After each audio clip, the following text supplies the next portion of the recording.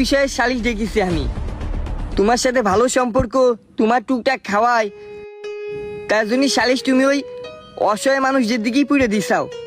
আব্বা এই যে সালের কাঠের বিষয়টা যে আসলো, এই যে 10 টাকা করে সালের কাঠ, এই কাঠের সাল অধিকাংশ মানুষই তোমার সাথে থাকা লোক পায়, যারা এমনি খাতি পারে, যাদের এমনি অনেক কিছু আছে। অথচ যাই দেখো গ্রামে সে অসহায় মানুষগুলোই পায় না, যারা চাল কিনে খাওয়ার ক্ষমতা রাখে না।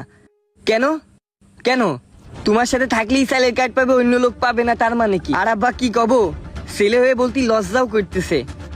তোমার চরিত্রেও সমস্যা আছে। তুমি আমার মা যার সাথে থাকি কখনো ভালো ব্যবহার করোনি। এলাকার কিছু খারাপ লোক নিয়ে বেড়াও, দেশের হিটলার, দেশের সুসামার, তাদের সাথে তোমার আড্ডা।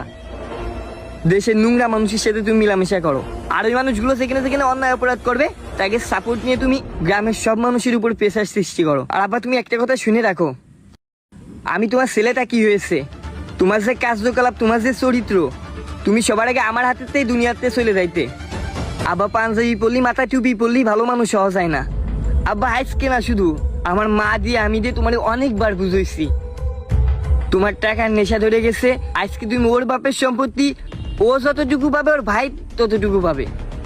লোকটা বিদেশে চলে গেছে, দেশের খবর টবর জানে না। ওর বাপটারে ওই শুনলাম তো দোকান পাঠে, ওর বাপটারে ওই এও কিনে দেয় একটা চা খাওয়ার দোকান থেকে, মাথার একটা টুপি কিনে দেয়, একটা পাঞ্জাবি কিনে দেয়। ও লিখে লিখে রাখে রাখে টাকা হিসেব করে করে করে দিন শেষে ওর বাপটা দেখায় এত টাকা হয়ে গেছে। ওর বাপটা তো আর কাজ করতে পারে না, গায়ে বলও নেই, আর দিন শেষে অনেক টাকা হয়ে গেছে। এখন আব্বার কাছে চাই, আব্বা তো কাজ করে টাকা দিতে পারে না।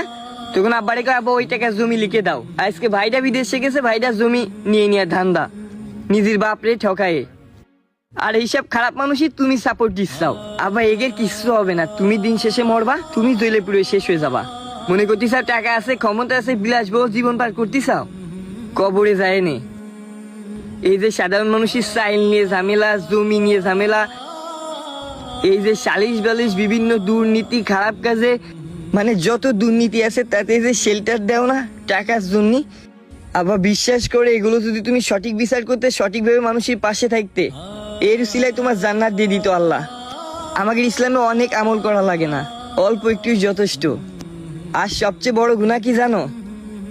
মানুষের ক্ষতি করা, মানুষের হক মাইরে খাওয়া। আমার লজ্জা হয় তোমার বাপ পরিচয় দিতি। আব্বা আমি আর তোমার বাড়ি থাকবো না, আমি আমার মা কিনে চলে যাচ্ছি। আব্বা ক্ষমতা কিন্তু কারোরই কখনো চিরস্থায়ী ছিল না, আর তোমারও একদিন